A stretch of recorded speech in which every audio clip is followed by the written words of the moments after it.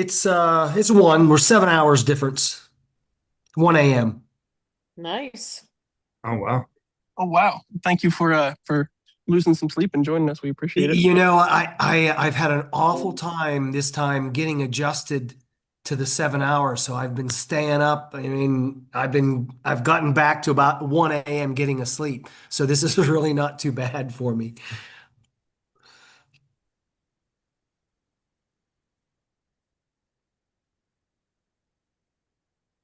Okay, I have 6 o'clock, and good evening, everybody, and welcome to the Allegheny Clarion Valley School Board Workshop Meeting for June 8th, 2026.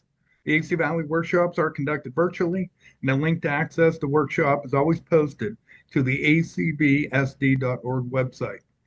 During the workshop, I'll provide the school board members with additional information about agenda items, so please jump in and ask questions and make comments at any time. And at this time, I'll turn it over to Ms. Patton to conduct the roll call. Clifford Adams, Here. Patty Anderson, Here. Carrie Amagast, Leslie Baum, Bob Best, Here. John Burke, Here. Brady Fight, Here. and Todd Gallagher. Here. Thank you. Thank you, Sarah. At this time, we do not have anybody on the agenda or have requested from the public to participate. But we do have a number of presentations. We do have Jeff Fowler with us this evening. He's going to provide us with the football field update and answer any kind of questions you have. Jeff is also going to be here at 5:30 next Monday, the 15th, to do a walkthrough with any available board members, and will present if needed. So at this time, Jeff.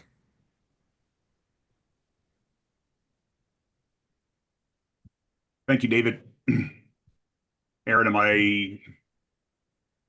Yep, you should be good to go. Okay. So you can see that okay? Yes. Okay, very good. So good evening, everyone, and thank you for giving me just a couple of minutes to give you a very quick and brief update on where we are with the renovation of the football field at AC Valley. Here is a picture of the field from the bleachers, and I basically want to try to explain to you what we have going on here. We discovered a few. We were surprised with a few things when we got to digging around. What we found is that this is where. Let me grab my pen here. Right in this area behind the bucket of the excavator is about the 35 or 40-yard line of the football field. And basically what we found is that the previous construction was not graded properly on the sub base. So what was happening was, as we were pushing 2 inches of topsoil off of the entire field, thinking that was all we were going to need to do, we discovered that clear down on the far ends of both ends of the field that we were to subgrade. We had no topsoil. My desire is to have this field have 8 to 10 good inches of topsoil on the entire field. So basically, Dave Roman, the excavator, and Kane, the equipment operator, and I basically talked through this, and what we decided to do was push all the topsoil into a pile about midfield. And this is obviously the elementary school end, and then on the south end zone, we did the same thing, and I have a picture of it later. But you can see the excavator sitting on top of the pile of sub base that we took off of the field to put it to grade. So there was enough actual material that we didn't need to purchase any material. So basically, the process was a wash. So it cost us no more money, cost it's a complete wash. So what we had done was we had asked the excavator for a bid or a price on the material that he would need to bring in to fill the far end zone, the south end zone away from the elementary school, because that was quite a deficit. And basically, there was enough material from regrading the end zones or from about the 35 in on both sides to completely do that. So he had additional work, but he didn't have any additional charge because he didn't have to bring us topsoil or didn't have to bring us fill material.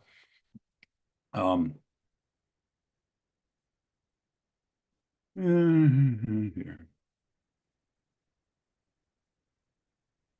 So why am I not changing slides?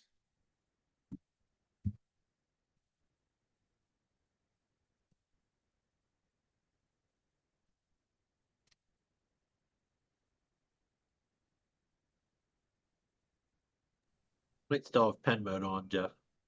I'm sorry? Pen might still be on. Yeah, I'm going to just back out and reshare it here.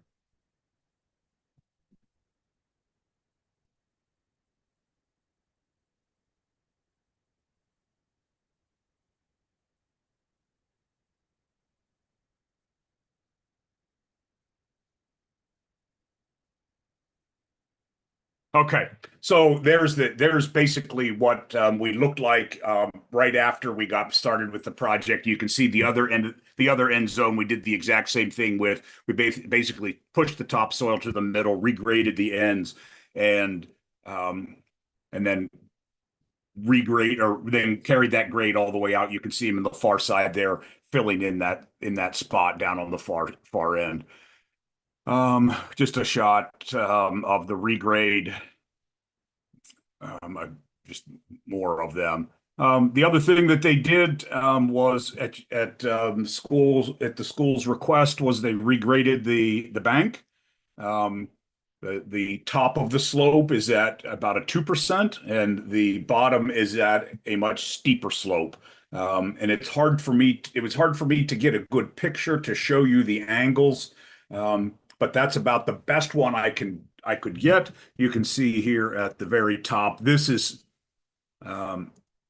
sittable up here on the very top, so people can sit on that. And then this bank gets very steep after that, and we won't want people on that. This will actually be hydro-seeded. It won't be sodded, so that will make it a little bit easier. Here you can see that's the tops. That's the subbase that we moved basically from the two end zones down to the far end. And that's brought that up to grade up to where we needed it to be to put the topsoil on. The big squares there next to the skid steer are the old bases for the goalposts. So the new ones are in the process of going in. There's finished grade with about 8 to 10 inches of topsoil over the entire field. I'm very pleased with the work that they've done, and wanted to just show you a couple of other pictures here. They've basically compacted this soil down to about 85 to 90%, which is where we had asked them to put it, so that we can lay sod on top of it. This is the far side of the field. You can see how far that slope carries beyond the last light pole and how much fill that we had to put into that end to bring it up to that grade. Here's from the light pole side over, you can see that crown in the middle and how where his truck is sitting is actually the low spot on the end zone. So it's basically graded like a turtleback. And that's what we thought we had the first time. But the subbase was not graded that way. So we are in that position now, and everything looks great. Last week when I was there, they were working on the stone wall and the fence. They were raising that block 2 tiers, and then you can see how far they had to dig down to get get in to get those tiers in, and then basically they're going to grade, or they were going to, and I assume it's probably done by now, but they were going to grade to the fence. Okay, and then from the fence out to where the two tiers of block will be a little bit steeper grade, but it will be graded. It'll be graded as well. Okay.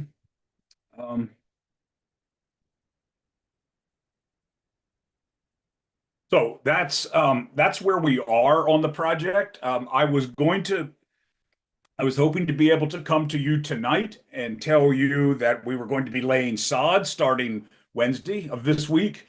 They're just not quite ready for that yet. I believe tomorrow they're to bring the compost in and spread that across the entire field, rototill it into the top 3 inches, put down an inch of compost and rototill that into the top 3 or 4 inches of topsoil, and then put the finished grade on it. They were waiting to get the new drain pipes, the new drains to put into the sideline closest to the bleachers. They hadn't arrived, and they needed to connect them to the pipe that's down there, and then grade to them as well, and do the rototilling and the finished grading. And they were going to be very rushed to get it done in time for Wednesday sod laying. So this morning they pushed that back, and it's going to be starting. We're going to start that next Tuesday. So they'll be laying sod on that field Tuesday, Wednesday, and Thursday of next week. About 30,000 square feet on Tuesday, about 30,000 on Wednesday, and then the remaining 28.5 on Thursday. I did travel to see the sod. I thought I was going to Du Bois, or I thought I was going to Clearfield, and they had they had pinned the map for me to go to the field. And when I punched it in that morning that I was leaving, it was actually in Jersey Shore, which is just outside of Williamsport. So I had a little bit longer trip than I thought I was going to have, but it's all good. I looked at the field, talked to the guy, the guy that grew it. It's 2-year-old tall fescue sod. I was very, very excited to see how well it was, how good it was in the field, grown on some really good soil. And they're going to be cutting it just a little bit thicker than they normally do, just because of the type of grass it is doesn't necessarily hold together that well when you cut it for sod. So they're going to cut it a little bit thicker. We're going to be at about 1.5 inches as they cut that and roll it out. So and that'll be happening, like I say, next week, which is also going to work to our benefit because it's going to be about 10 or 15 degrees cooler next week by the looks of the forecast. So that will work to our benefit as well. I think that's about all I have for you, unless anyone has any questions for me. I'd be happy to entertain them. Hey, Jeff, this is Todd Gallagher. This may not be for you, but I'm thinking that you probably have an understanding of it. So, given that that you lay the sod, then next week everything goes to plan, it gets watered effectively, and when is it that it would be first eligible for playing on? Well, so I'm not going to go to when it will be. I'm not going to give you a date. So I'm going to just hang on to it, and I will say this: if everything goes as planned and weather cooperates, and we don't get heat, and we can keep the water to it, and all those things, we should be ready to play football on it this fall. Is that what you're getting at, Todd? Yeah, well, and I know that the ABC League, which is the AC Valley's youth league, has a home game scheduled for August 22nd, and they're planning to play on that field. And so I'm seeing, is that a reasonable request or a reasonable expectation?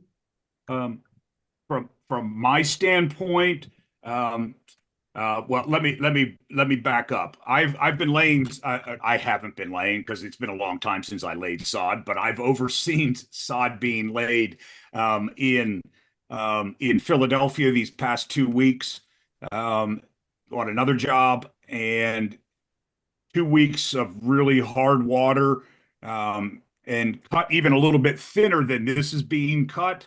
Um, it's very well knit together and rooted. It's been mowed about 3 times already, and it looks really, really good. So I think it's a reasonable expectation to play by the 22nd, but don't hold me to the fire on that. Yeah, what should they be watching for, as far as, pointers along the way as far as weather, et cetera, monitoring. What should they be monitoring to Well, so help? we're looking for root depth, right? So we want to make sure that the roots are um, number one, knit together so that we have a good blanket of roots, but we also want to make sure that they're penetrating and they're ground or they're held into the 8 to 10 inches of topsoil that we put down there for it to grow in. And we're doing everything we can to do that because we're going to be fertilizing. We're putting that compost down, which is extremely high in nutrients. It's also high. It also increases the water holding capacity of the topsoil. So we're doing everything that we can possibly do to get you on that field as quickly as possible and make it safe for everybody to play on. But we're gonna have to hold tight and make that evaluation closer to the time. I think by the 1st of August we'll know where we stand on that and be able to evaluate whether we can play on it. Gotcha. And so that's effectively you and your organization that kind of makes that call, right? No, it's you guys. You're the ones that are going to make that call. Well, I'm going to advise advise. the school board. Yeah. I'm going to make a recommendation to the school board Yeah. when we're all done, and it'll ultimately be their decision. Yes, right. I bad choice of words on my point, but yeah, your recommendation. So, okay. Hey Thank there, you. this is Cliff. I also just want to say, we do appreciate all the work, but I do know this is a very large investment for the district, and I do believe that if there's any concern that we should wait, no matter when the game is, I think we need to hold off on playing any games to ensure that this is going to be a good, solid seedbed for the future. I hate to have us get in a big hurry and have one game, and it's a big loss for a long time. Missing a game or two might not be fun at the time, but to ensure that our investment is going to be successful, I think if we have to hold off, we have to hold off. So we'll shoot for those days, but if something happens and Mr. Fowler thinks it's not a good idea, like he has my full support. So I just wanted to say it to everybody. Yeah, absolutely. I agree with that too, Cliff. But so let me add if I can real quick, Todd. So we may be ready, like we may look at this thing and it may be ready, right? It may be the sod may be knitted down, it may be well rooted, and on August 21st, we're getting a hurricane that's coming into the area. The first game we don't want to play on this field is the day after a hurricane and we have 9 inches of water falling on it. So that's why I always stand on the safe side. That's our target, but we don't know what Mother Nature is going to do to us. And certainly that makes sense. Yeah. Jeff, I don't know whether the sod coming in from New Jersey, is that going to be an extra expense with the trucking or? No, the sod is not coming from New Jersey. It's coming in from Jersey Shore, which is just south of Williamsport. Okay. And there is no additional cost. That's where it's the sod company that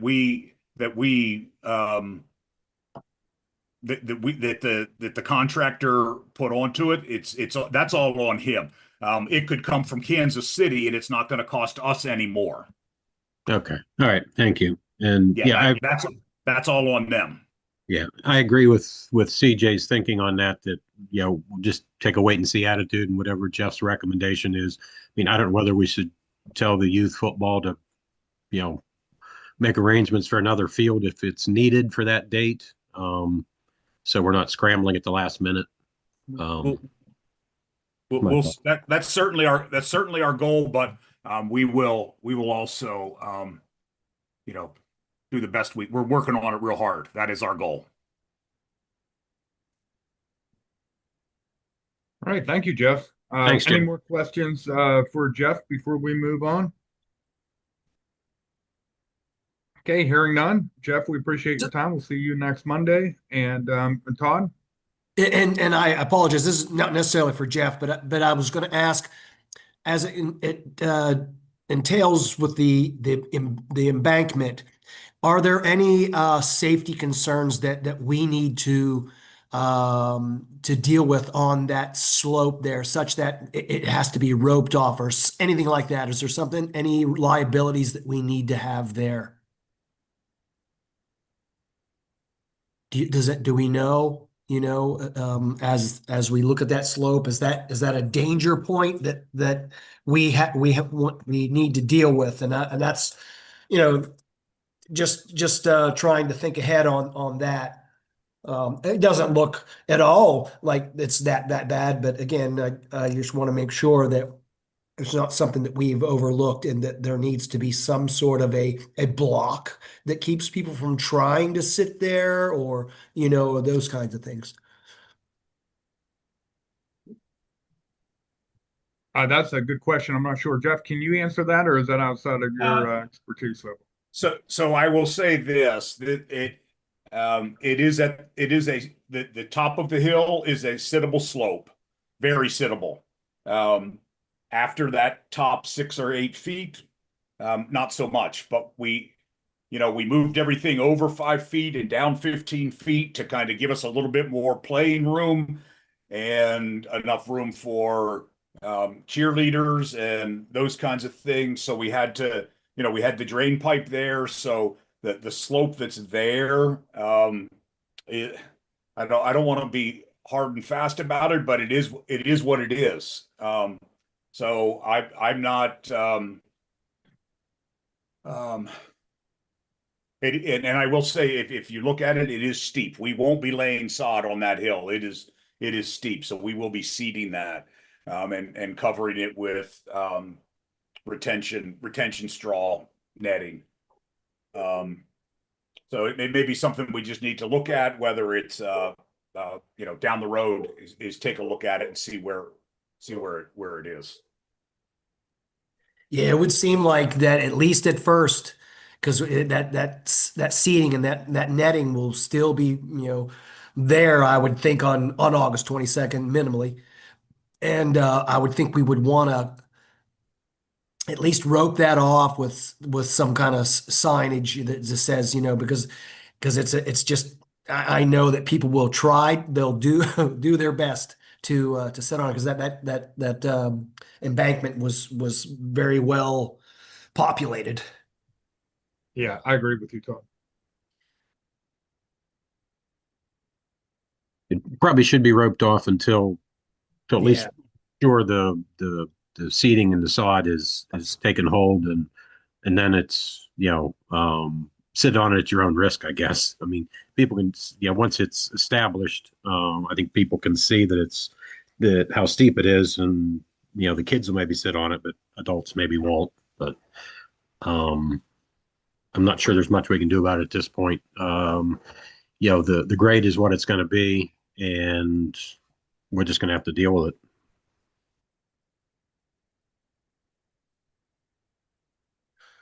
Yeah, I totally agree, Bob.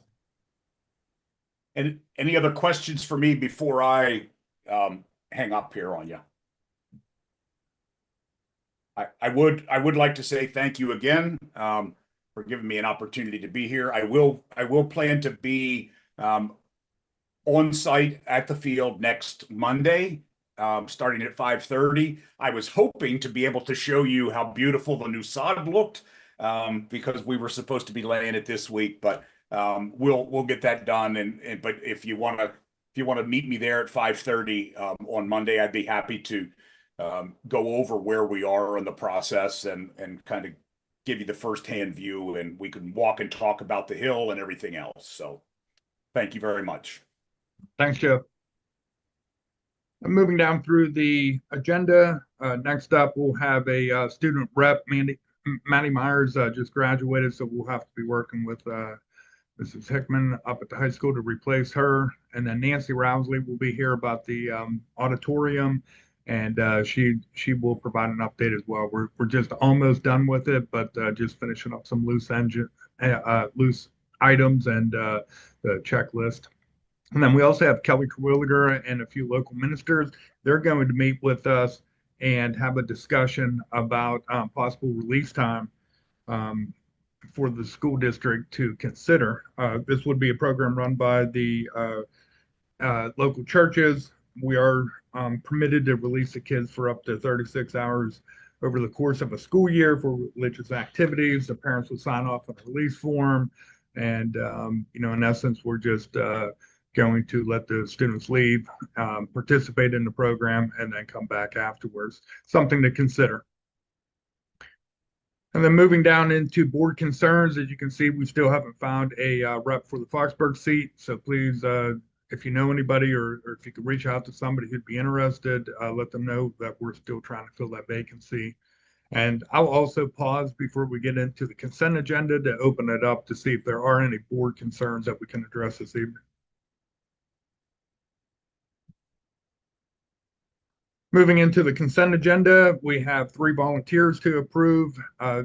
Dave Sherman and Ms. Hickman and myself met with the head basketball coach. She does have a plan to utilize volunteers with the paid coaches on the various levels of basketball, including junior high, junior varsity, and varsity. So after speaking with the new girls basketball head coach, we're putting those names in front of you for approval. Moving right into finance and purchase, we will be paying the bills and hearing from Mrs. Redding at the voting meeting on the 15th. But I'd like to direct your attention to the school budget that we have in front of you. We did approve the preliminary budget, had it on display for 30 days. And we will, once you approve this, have it submitted to the Pennsylvania Department of Education prior to June 30th. With that being said, our numbers as they sit right now is $21,138,376. We did meet with the Finance Committee prior to this meeting. We are facing a significant shortfall in revenue, not only for the current school year, but for next school year.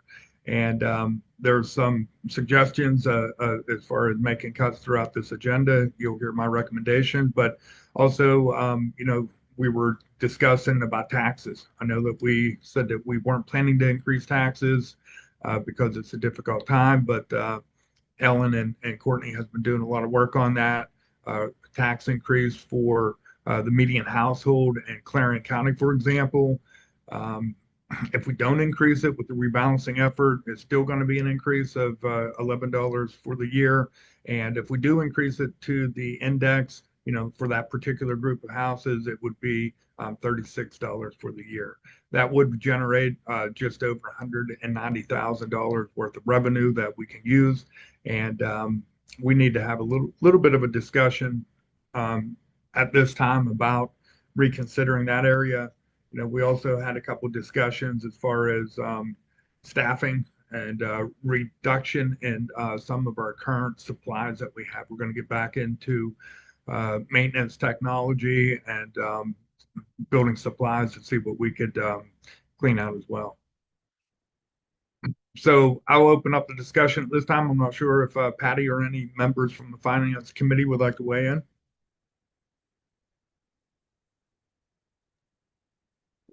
I'll go ahead and start. I think we've been having a very good discussion about the budget, and bleak is the word to use with it. I believe it is bleak, but I think that the collective heads can find somewhat of a solution. I think it balances is not likely to happen, and we will be definitely in deficit spending way quicker than we ever anticipated.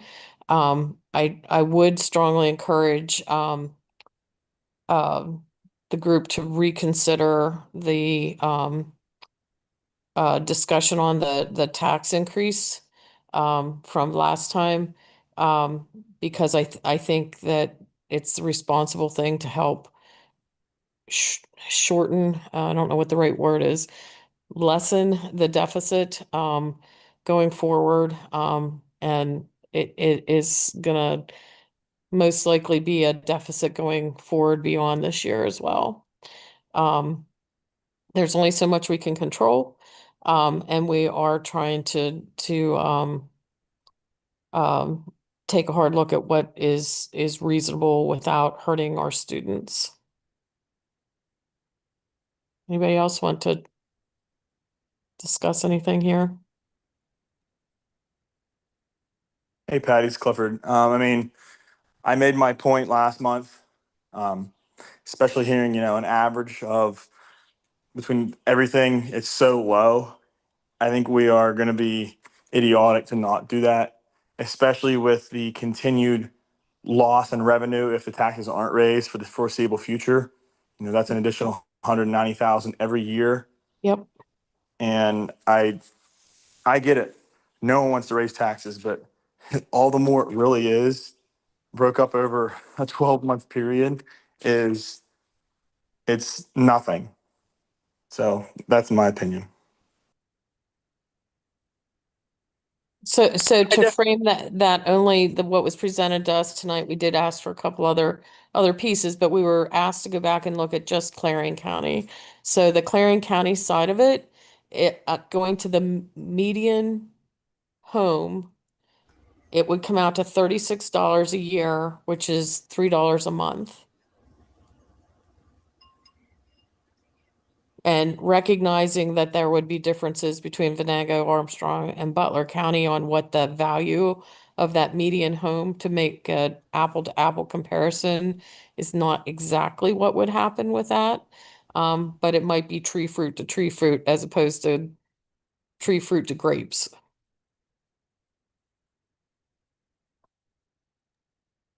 With So it's if we reasonable. just a quick Yeah. question, if we would have approved the tax increase, Clarence, I guess, would be going up, and with the reassessment and everything, and then the other counties or some of them could actually be going down slightly. Is that? I mean, I know it's a kind of a convoluted calculation with the four counties and everything, but I know historically, if one goes up, the other two or three potentially come down actually in rate. Yeah, believe it or not, Bob, maybe Courtney could speak on it more, but generally in the past, two counties go up a little bit and two counties go down a little bit. Courtney, do you have any preliminary information on that? Yeah, with this year's base reassessment, Butler County went up, and obviously Clarion completely changed from what it was, but the other two then went down slightly. So And I think everybody needs to keep in mind, this is a point Ellen made to us during the budget hearing. It's homestead, farmstead. It's not the camps. It's not the second home. It's primary residence.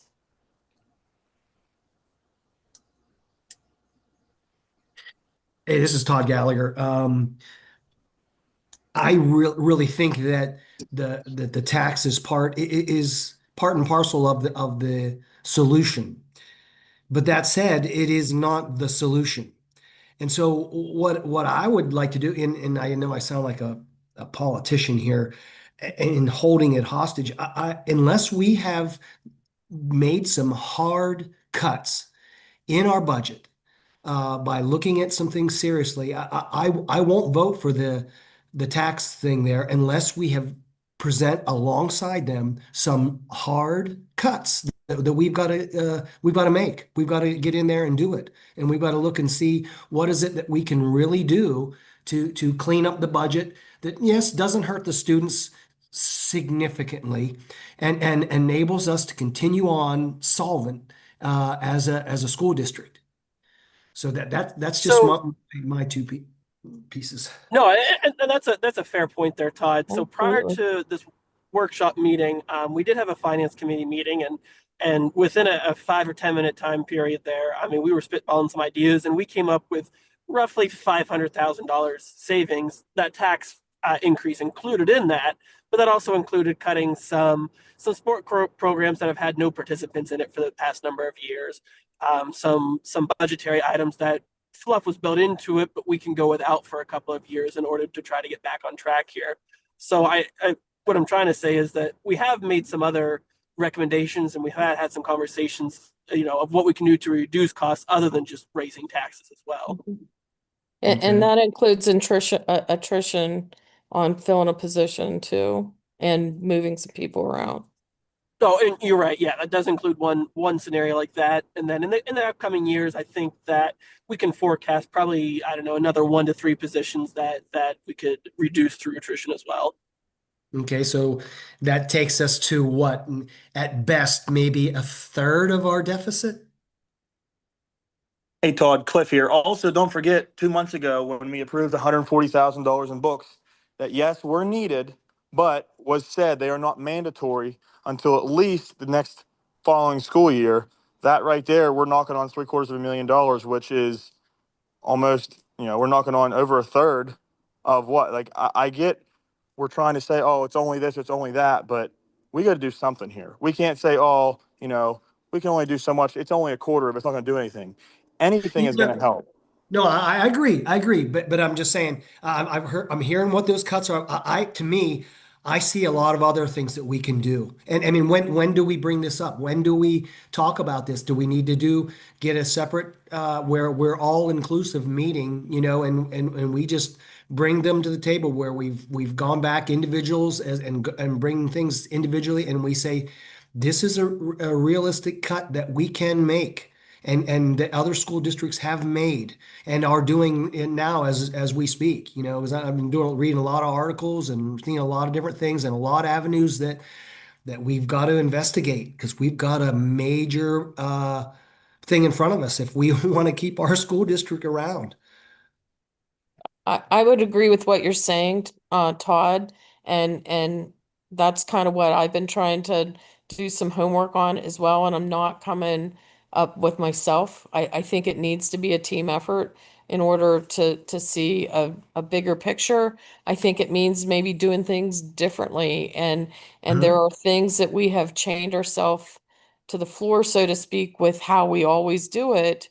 Yep. I don't know I'm outside the education environment.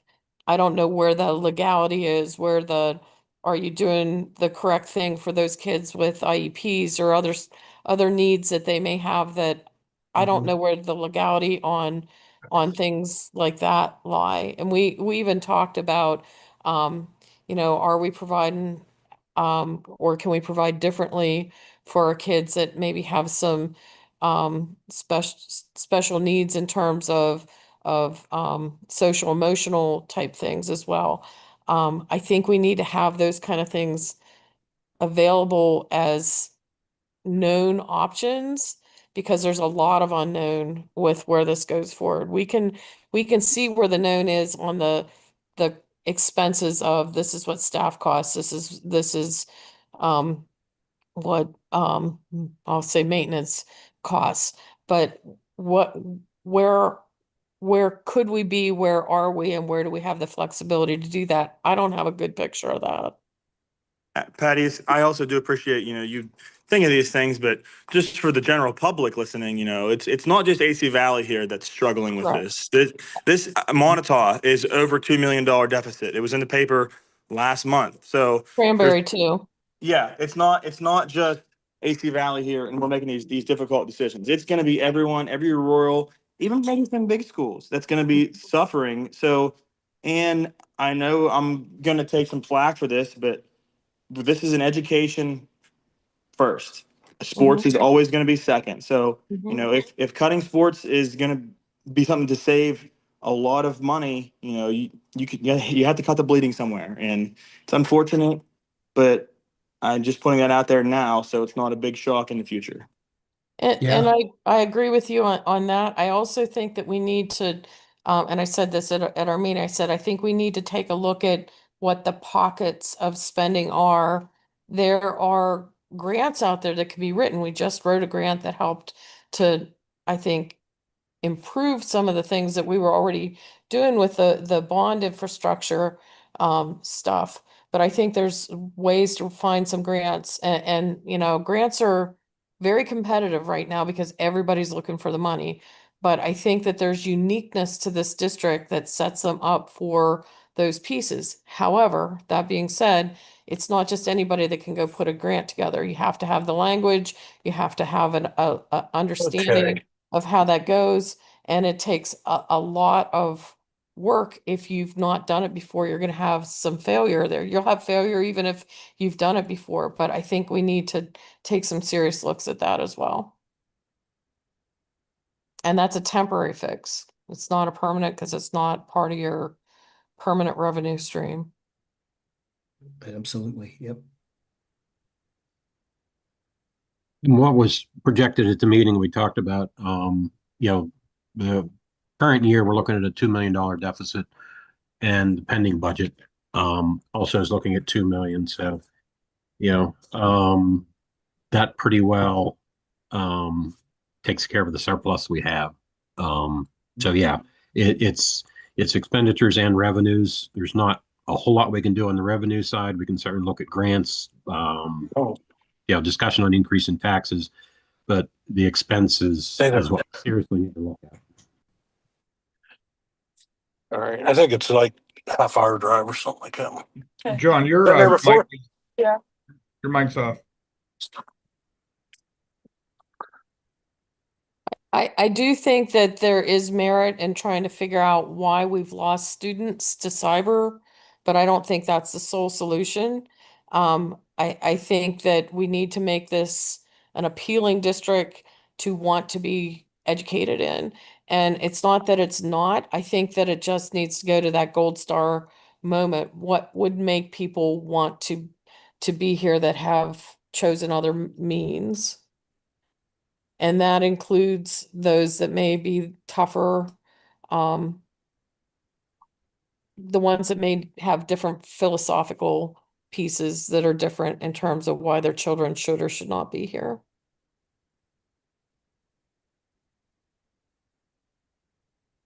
Test scores is a big driving force, I think. I mean, we have a lovely campus. I think we're in a nice location. We're between Pittsburgh and Erie. We're right off Interstate 80.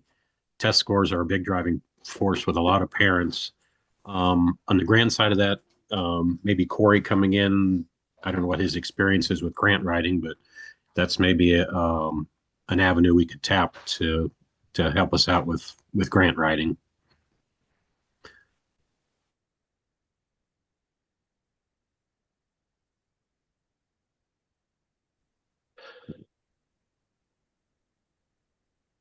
So Anything when else? is it? When is go it that we submit our ideas? When can we do this? So we, if we can hash them out and say, is this realistic? And again, I've tried to do a lot of research on the reality of it, given our student population size and what our staffing rates are and where we're staffed, where I think we're heavily staffed and can get by, not just get by, but actually function just fine without such existing staff and so forth. Yeah, Todd, I think you could do that anytime. I'd recommend that the board members send ideas to the finance committee. That's Patty, Brady, Bob, Courtney, Ellen, and myself. I think you're on the right track there, and I would just include all the voting board members on it so we all can be aware of what's going on, and include David and Corey and Ellen and Courtney on that, and we'll just throw ideas out there, good, bad, and ugly, and we'll see what sticks and see what we can come up with, and I hope we can get some good conversations going and some good ideas to have a plan for the future here. Okay. I think going forward, I mean, we can attrition, over the next year or two, but we really only have another year to try and put something serious together. If I don't know whether maybe the full board should even meet not necessarily after next Monday's meeting, but schedule a meeting sometime to have full board discussion on kick around ideas and share thoughts and you know, with the current deficit in the anticipated, we have a short timeline to really financially put the district back in order.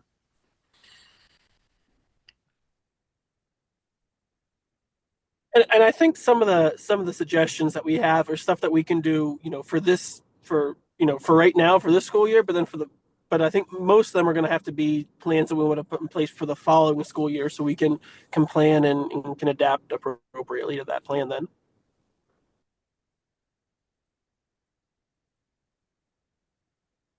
So just as we finish off the discussion, we just have to give Courtney a little bit of an idea if we're considering increasing taxes to the index or maintaining a no tax increase. And we've had that discussion in the past. It's just a couple of days of work that she'll have to do to prepare for Monday. No, we're not voting in the workshop, but we have to have a general idea moving forward what budget we present to you. One with a tax increase to the 4.7 index, or keeping it at zero or close to it.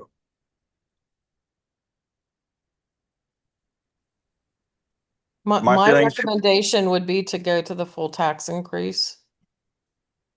I agree with Patty. If we have the opportunity to win back some money to get us back more towards the black, I think it would be not very smart to avoid that. So full 4.7%. Okay, well, we appreciate the discussion and look forward to working with the school board to look at our expenditures. I mean, that's kind of where we're at, and just like Cliff has said, we're not alone. It's a lot of schools, and the state itself is having their own financial difficulties. So we'll do our best to maintain our current educational programs, but also look at areas that we can reduce cost. Moving down through the agenda, you'll see that we have our yearly discussion about our fringe benefits. You'll see that we have it broken down with the 24-25 rates and then 25-26 rates. And that's actually incorrect. I just noticed that right now. We're looking at current 25-26 and then the projection into 26-27. So we'll have Sarah correct that for Monday at the board meeting. But you could compare our rates: individual, parent, child, parent, children, husband, wife, and family. And this is a month. And we have it broken down with the support staff and inactive support staff. We have the administration and inactive administration. And Aaron, if you can scroll on down a little bit further, you'll see that we have the teachers and inactive teachers tied into that as well at the very bottom. And those are just our projected rates for the up and coming school year. Just keep in mind that we are part of a self-contained healthcare consortium, and we're experiencing a 8.84% increase with our healthcare. And you'll see not only underneath the healthcare, but go up just a little bit to vision insurance. We have a rate that's going to be the same for 26-27, and it matches what we did in the past. And again, that's broken down by the faculty, support staff, and then we have our disability insurance in front of you. And then going down into dental, you can see that there's a slight increase from 25-26 into 26-27, and that's broken up again: a single employee, child, employee, spouse, and then family. And then we have the COBRA information over there if anybody wants to buy into it. And then just as we finish off, our last category is life insurance, and that's broken up through the professional staff, non-professional, administration, and then superintendent. And you can see the increases that are in the bold. And that's just a yearly motion that we have in front of the school board to approve that. That's part of the contracts. And I appreciate Sarah working on getting all that information put together. Is there any questions or comments about healthcare before we move into other items? Okay, we appreciate that. Moving down into the legal support that we have here, and each June we approve ongoing agreements with the three attorney firms. First off, Knox Law, we utilize Jennifer Gornell for any and all special ed related situations. I could tie into a general solicitor. Her rate last year was 205. It increased to 210. Everything else stays the same. Letter N is an agreement with Attorney Kuhar, McDonald, Illig, Jones, and Britton, and their rates went up from 225 an hour to 265, 215 to 225 for an associate, and then paralegal went from 165 to 175. We only use Attorney Kuhar for employee-related issues or concerns that we have with personnel. And then you'll see Attorney Shekel with Grego, Lander, and Shekel. His rates remain the same. And Zach's been a great partner and has worked very closely with us for a number of years now. So my recommendation is to continue to utilize all three of those legal services. Again, we don't use them unless we absolutely have to, but there are times whenever, we definitely need their support. Letter P is a motion to approve a payment of $5,233 for the project manager. Nancy will be at our voting meeting and will provide an update. Letter Q, this is something that we have in the budget, but it's something, again, if we want to start making cuts, we can. I know it's $5,000, but we have in the 25-26 budget $5,000 for a wellness program. Just keep in mind that theoretically, if we have better consumers of healthcare, we have healthier employees, we have less sick days, we have less healthcare utilization and better consumers. So if done correctly, this could be a program that could help offset cost. And we have that in front of the school board for discussion on the 15th. Then moving down to Doble Laboratories, this is part of the PA Smart Grant, $73,353, part of the auditorium work. We also have 3 pay applications for ATT Sports. This is our track renovation. And again, everything paid out of the bond that we had refinanced last year. We also have a new tractor for the maintenance crew in front of you, as well as just over $37,000. Again, part of the bond that we originally had submitted. And then we also have a donation from Central Electric Cooperative of $5,000 to help offset some of the costs with the football field lighting renovation project. And even though that is on pause right now, we do appreciate Central Electric for their ongoing help and support. And then we have in front of you a motion to approve the United Way. They're donating $1,000, and that's coming down, and it's pretty broad as far as what we can spend that on, but that's mainly focusing in on student achievement and anything we can do to help provide the best education possible to the children. So we really appreciate the partnership with United Way. Hey David, quick question here. Back on Sure. the stadium lighting there, were you able to reach out to Sanjay or any of his colleagues there regarding some of the grant writing services that were offered to us? No, I didn't reach out to him today, but I will. That is something that's a really good idea. I know we talked about it during the finance committee meeting, but yeah, definitely. Okay, all right, thank you. I'll keep you posted. And then we did have a change order with Fred Burns, and Nancy will speak on this a little bit more, but we had a reimbursement with some of the drapery, and then we had an additional cost with some of the seating, the dumpster, and then we had an exchange for some of the cleaning and the door cores locks, and they were able to provide that. So that's a change order of $1,320. And then as we're finishing off some of these projects, pay application number 4 to Wright Electric, $329,610. And again, these have been reviewed by Nancy before they come down into the school board agenda. And then letter AA is forks for the new tractor that we bought, pallet forks of $951.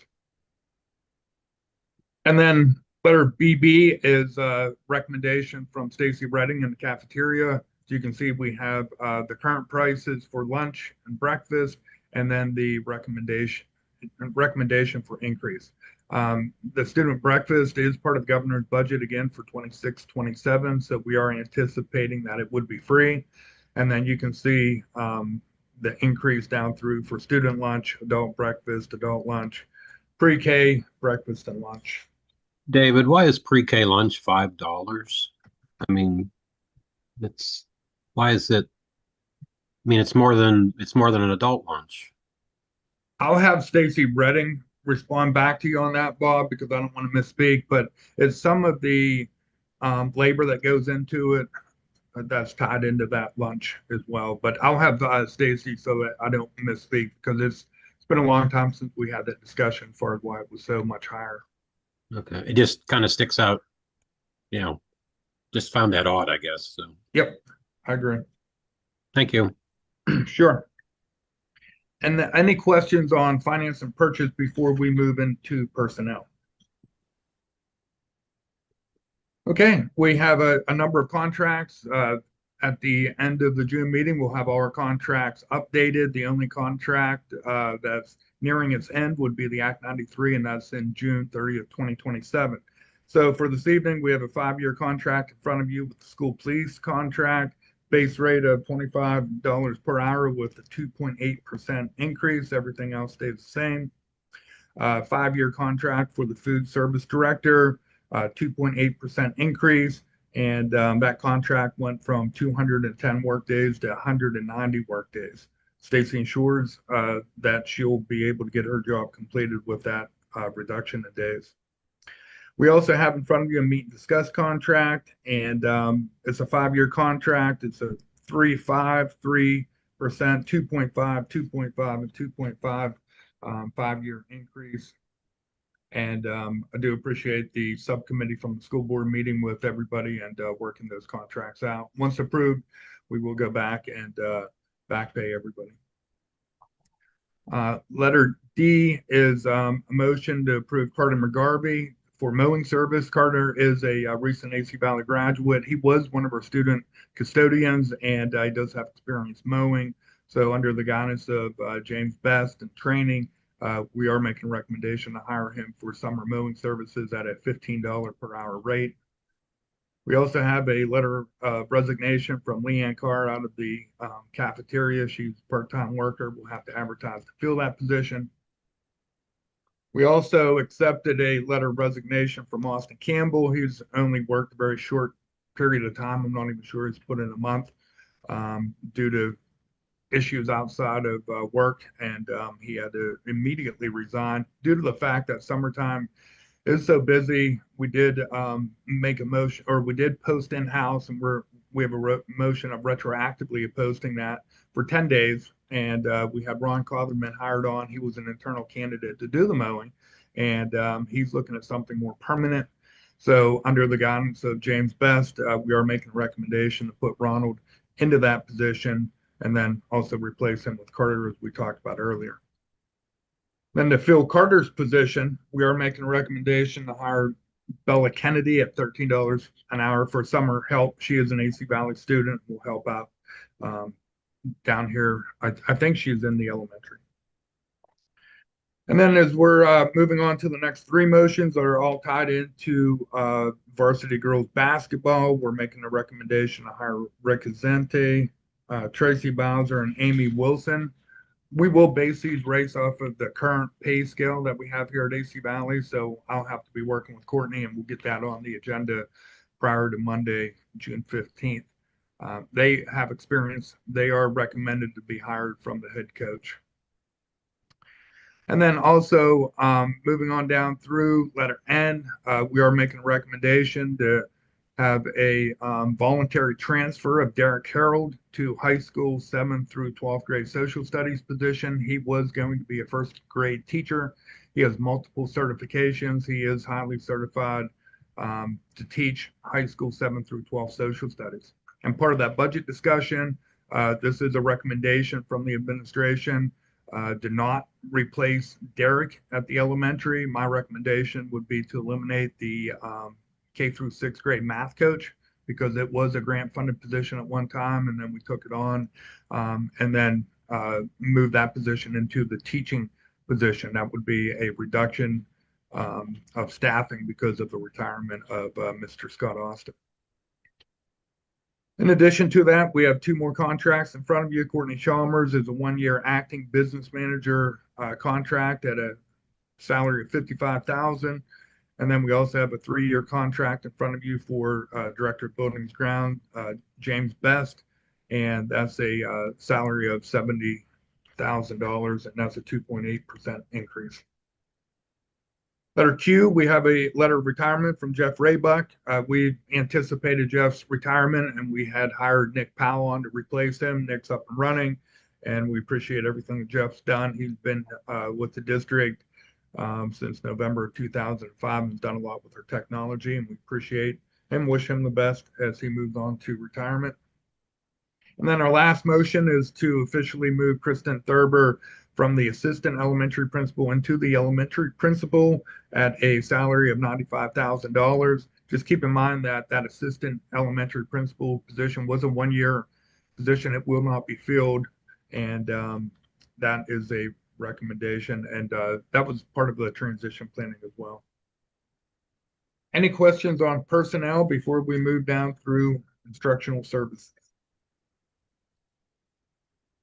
Letter A is a yearly motion to approve all the seniors that we've graduated here at AC Valley, as well as the West 2 program. We've had a bunch of really good kids come, and congratulations to all of them.